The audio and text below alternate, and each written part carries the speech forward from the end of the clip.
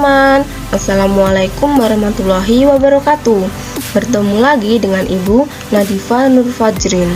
Semoga teman-teman sehat selalu ya, dan terus semangat.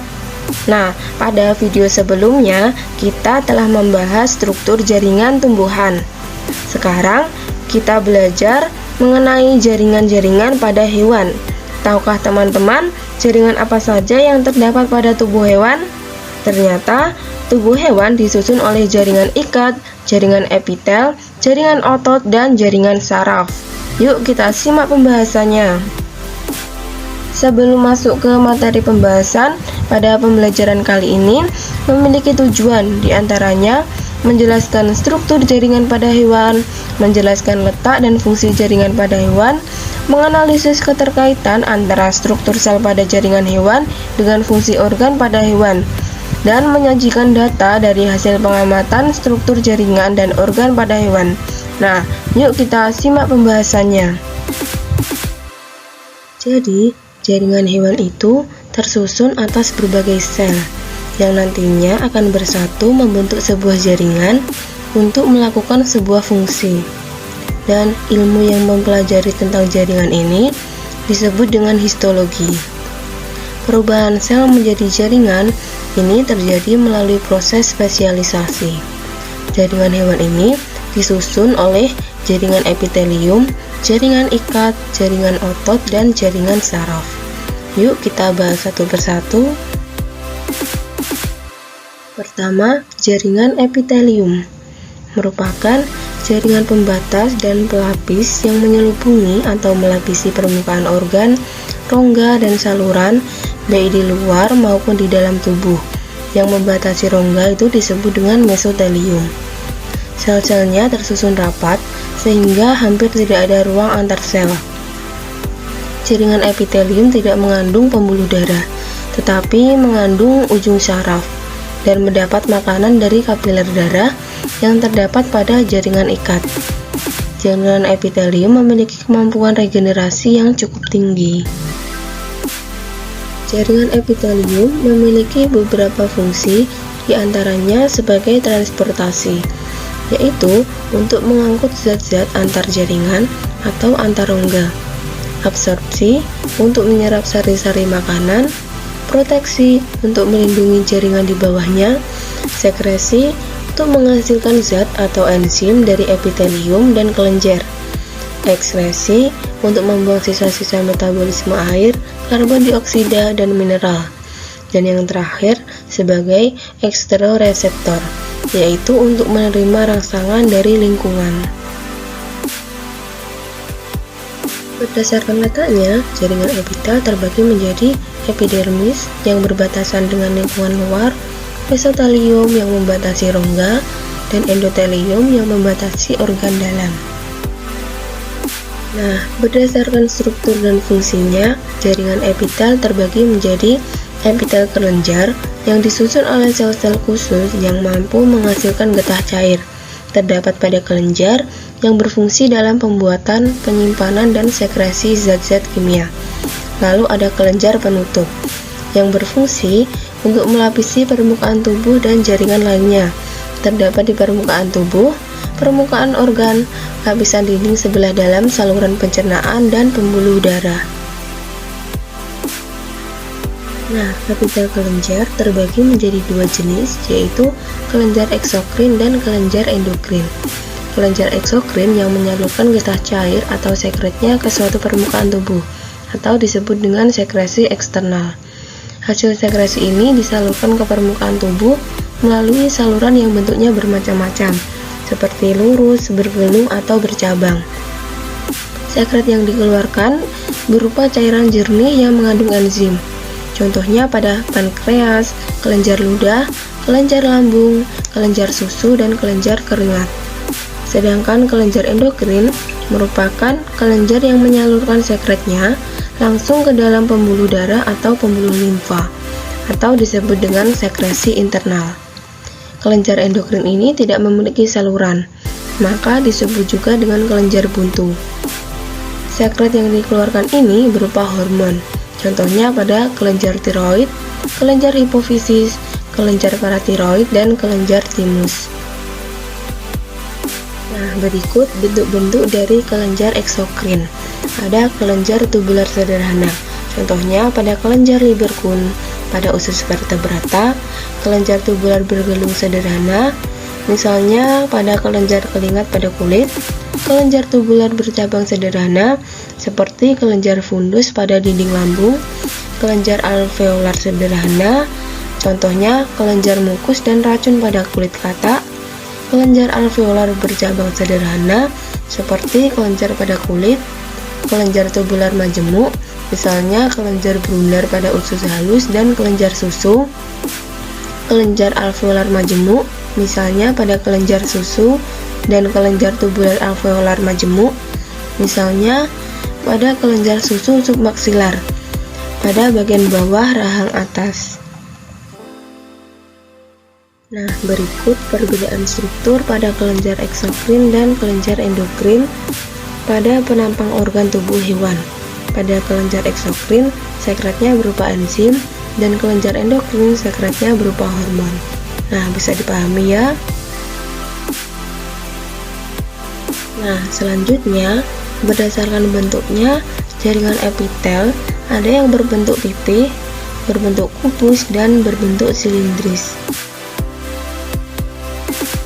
Sedangkan berdasarkan jumlah lapisannya, jaringan epitel terbagi menjadi dua, ada epitel simplex dan epitel kompleks. Epitel simplex yang tersusun atas satu lapis sel saja. Bentuknya dapat berupa epitel pipih selapis, kubus selapis, silindris selapis, silindris selapis bersilia, dan silindris berlapis semu. Sedangkan epitel kompleks yang tersusun atas beberapa lapisan sel. Bentuknya dapat berupa epitel pipih berlapis, kubus berlapis, silindris berlapis, dan transisional. Pertama, epitel simplex. Bentuknya berupa epitelium pipih selapis, yaitu seluruh sel pada epitelium terletak di antara membran basar yang terdapat pada organ dalam seperti alveolus, pleura, lapisan kapsul Bowman, dan selaput jantung. Berfungsi dalam proses difusi, osmosis, filtrasi, dan ekskresi.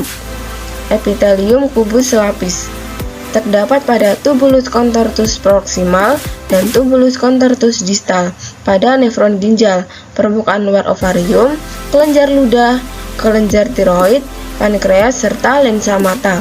Berfungsi dalam proteksi, sekresi, dan absorpsi. Epitelium silindris selapis, di antara selnya terdapat goblet, yaitu sel yang menghasilkan lendir.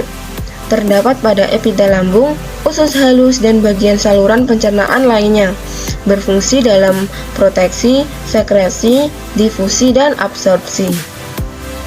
Epitelium silindris selapis bersilia terdapat pada uretus, saluran uretus, vas deferens, dan bronkus intrapulmoner. Berfungsi sebagai penghasil mukus dan getaran silia untuk menangkap benda asing yang masuk. Epitelium silindris berlapis semu tersusun dari sel dengan inti sel tidak sejajar sehingga seolah-olah terdiri atas banyak lapisan. Terdapat pada saluran tuba falopi, rongga hidung, dan saluran napas.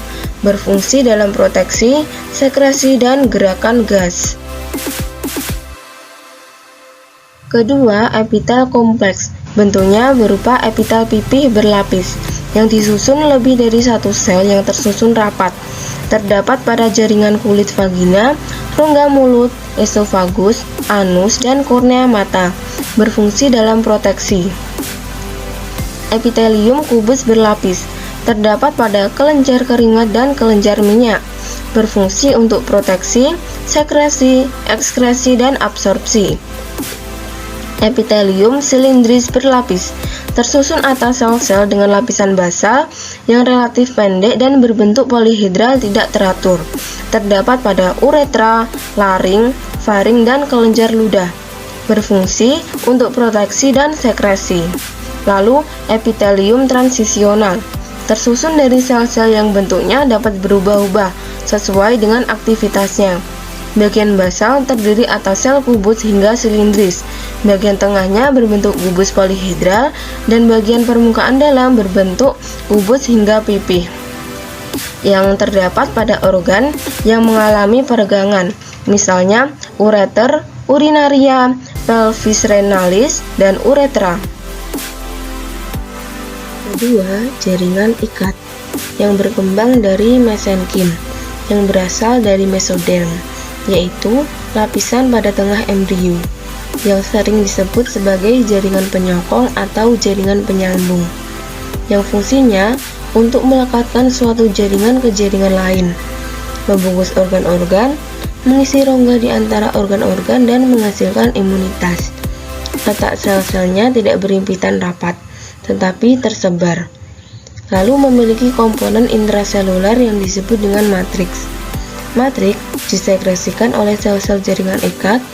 Dengan demikian, jaringan ikat terdiri atas sel-sel jaringan ikat dan jaringan matriks.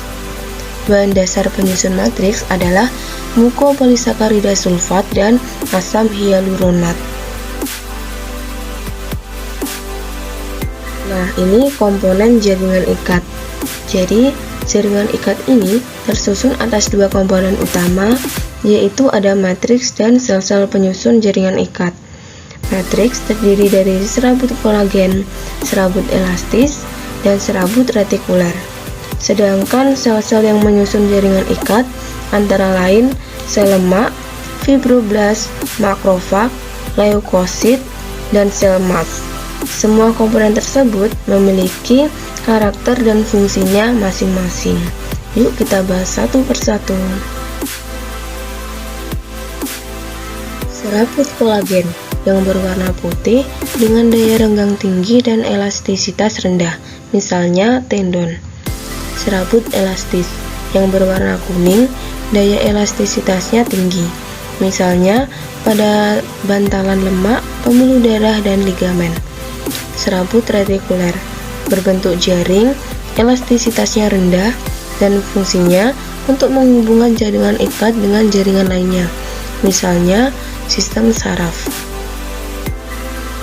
Sel penyusun jaringan ikat terdiri dari fibroblast yang berfungsi mensekresikan protein, khususnya fibroblast yang berbentuk serat. Makrofag berbentuk tidak teratur dan khusus terdapat di dekat pembuluh darah. Makrofag dapat bergerak menuju tempat terjadinya peradangan. Sel mast penghasil heparin sebagai pembekuan darah dan histamin sebagai peningkat permeabilitas kapiler darah. Sel lemak, sel yang terspesialisasi khusus untuk menyimpan lemak. Jika suatu jaringan ikat banyak mengandung sel lemak, maka jaringan ikat tersebut disebut dengan jaringan adiposa. Lalu leukosit berfungsi melawan patogen yang berupa bakteri, virus, atau protozoa. Sel darah putih dapat bergerak bebas secara diapedesis, bergerak bebas menembus pembuluh darah. Di antara darah, limfa, atau jaringan ikat membersihkan patogen. Berdasarkan struktur dan fungsinya, jaringan ikat terbagi menjadi jaringan ikat biasa yang terdiri dari jaringan ikat longgar dan jaringan ikat padat. Jaringan ikat dengan sifat khusus terdiri dari jaringan tulang keras dan jaringan tulang berawan. Jaringan getah bening terdiri dari limfosit dan granulosit. Sedangkan jaringan darah terdiri dari sel darah dan plasma darah. Yuk kita bahas satu persatu lebih lanjutnya. Jaringan ikat biasa, yang pertama ada jaringan ikat padat. Jaringan ikat padat ini memiliki struktur serat kolagen bersifat padat. Jaringan ikat padat terdiri dari jaringan ikat padat teratur dan jaringan ikat padat tak teratur. Jaringan ikat padat teratur memiliki berkas kolagen yang tersusun teratur ke satu arah, misalnya tendon. Lalu, jaringan ikat padat tak teratur memiliki berkas kolagen yang menyebar ke jaringan, misalnya lapisan dermis kulit. Sedangkan yang kedua, jaringan ikat longgar yang memiliki struktur kolagen yang bersifat longgar dan fleksibel. Fungsinya sebagai penyokong, pengisi ruang di antara organ, memberi bentuk organ dalam, contohnya pada kelenjar limfa, sumsum tulang belakang, dan hati. Lalu, menyediakan makanan bagi jaringan yang diselubunginya. Selanjutnya, jaringan dengan sifat khusus. Jaringan ini memiliki fungsi khusus, yaitu untuk menyimpan energi dalam bentuk lemak, menahan jaringan dari guncangan, dan membentuk sel darah.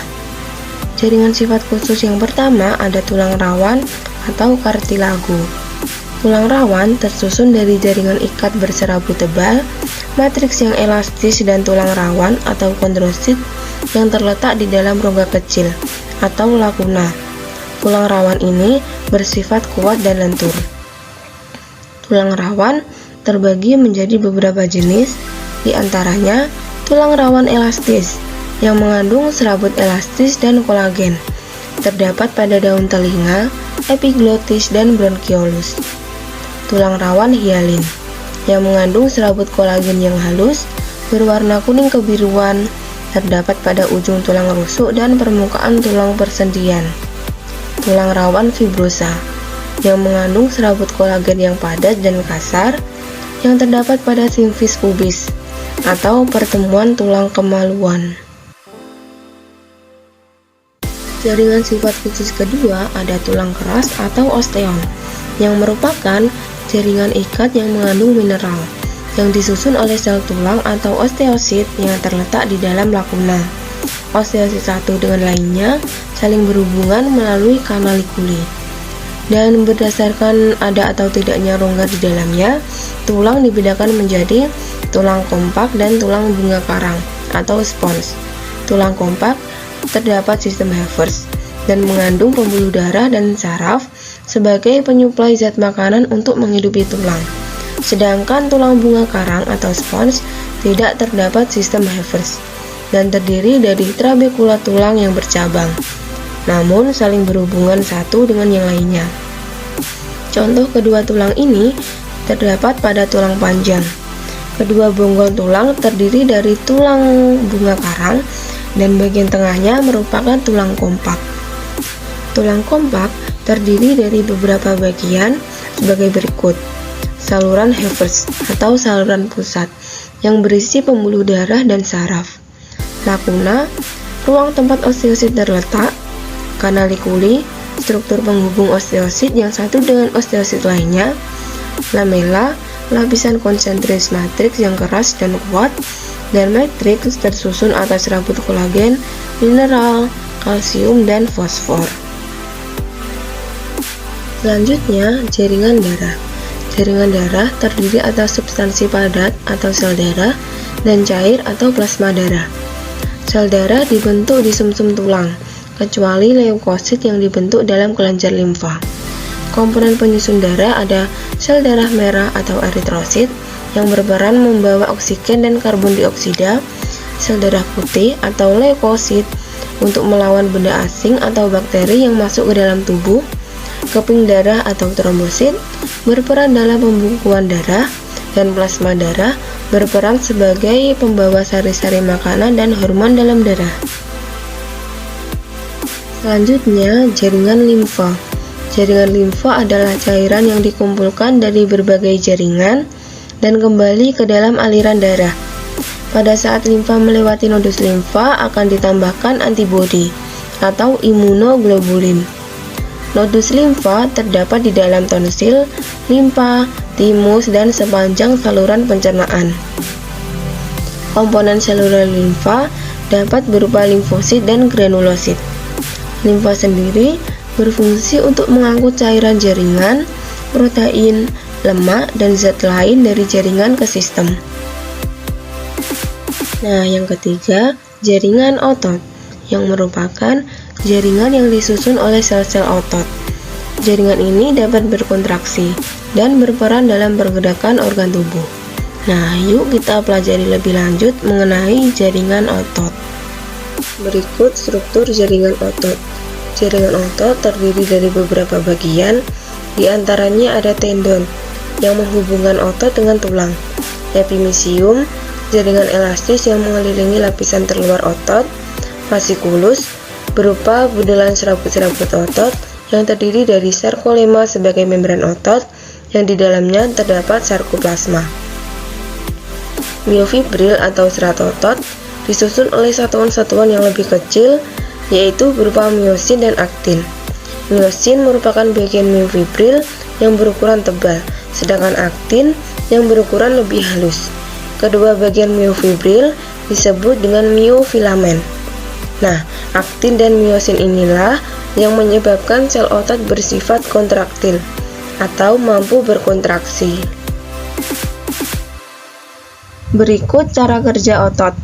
Pada setiap miofibril terdapat beberapa daerah sebagai unit fungsional yang disebut dengan sarkomer, yaitu unit pita I dan pita A, garis M dan garis Z, serta zona H.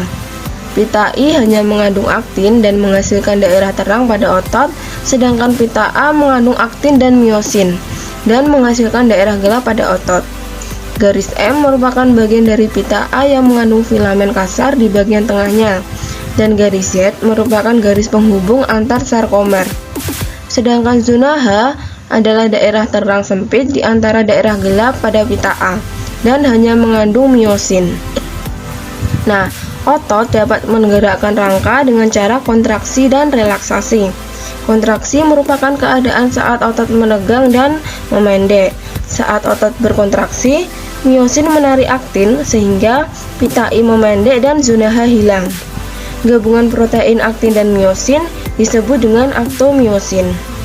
Sedangkan relaksasi merupakan keadaan saat otot kembali memanjang setelah mengalami kontraksi. Saat relaksasi, miosin melepas aktin sehingga pita I kembali memanjang dan zona H kembali muncul. Nah, bisa dipahami ya. Jadi, kontraksi otot memendek sedangkan relaksasi otot memanjang. Selanjutnya, ini catatan dari cara kerja otot. Sebelum kontraksi, miosin aktif dan menggerakkan aktin dengan bantuan Ca2+ dan ATP. Saat kontraksi, miosin menarik aktin sehingga pita I memendek dan zona H hilang. Dan saat relaksasi, miosin melepas aktin sehingga pita I kembali memanjang dan zona H kembali muncul. Selanjutnya, jenis-jenis otot. Ada otot polos, otot lurik, otot jantung. Otot polos yang berbentuk gelendong dengan sebuah inti pipi yang terletak di tengah sarkoplasma. Otot polos terdapat pada lambung, usus, dan pembuluh darah yang bekerja secara tidak sadar, kontraksinya lambat dan tidak cepat lelah. Otot lurik, serabut otot lurik atau rangka berbentuk silinder. Setiap tepi berinti banyak yang terletak di tepi sarkoplasma. Otot lurik melekat pada rangka, lidah, bibir, kelopak mata, dan diafragma yang bekerja secara sadar, kontraksinya cepat, kuat, tetapi cepat lelah. Sedangkan otot jantung tersusun atas serabut lurik yang bercabang-cabang, memiliki 1-2 inti yang terletak di tengah sarkoplasma. Terdapat khusus pada jantung. Kontraksinya tidak sadar, yang bersifat kuat dan berirama. Nah, berikut ada gambar dari otot polos, otot lurik, dan otot jantung. Dan keempat, jaringan saraf. Jaringan saraf merupakan jaringan yang terdiri dari sel-sel atau neuron yang berfungsi untuk menerima dan memindahkan rangsangan dari bagian tubuh yang satu ke bagian yang lainnya.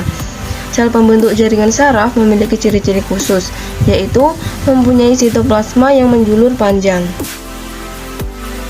Struktur jaringan saraf. Sel saraf terdiri dari dua bagian utama, yaitu badan sel dan penjuluran sitoplasma yang terdiri dari dendrit dan akson. Badan sel memiliki inti sel atau nukleus di bagian tengahnya. Dendrit merupakan serabut khusus yang bercabang-cabang. Neurit atau akson adalah serabut panjang yang dilengkapi oleh sel penyokong atau sel sekuan. Sel sekuan ini diselubungi oleh selubung mielin dan saling dihubungkan oleh nodus Ranvier. Pada ujung neuron terdapat sinapsis yang akan menghubungkan neuron satu dengan neuron yang lainnya. Dan ini fungsi dari bagian-bagian sel saraf. Ada dendrit untuk menerima impuls dan menghantarkannya ke badan sel. Badan sel menerima impuls dari dendrit dan akan meneruskannya ke akson.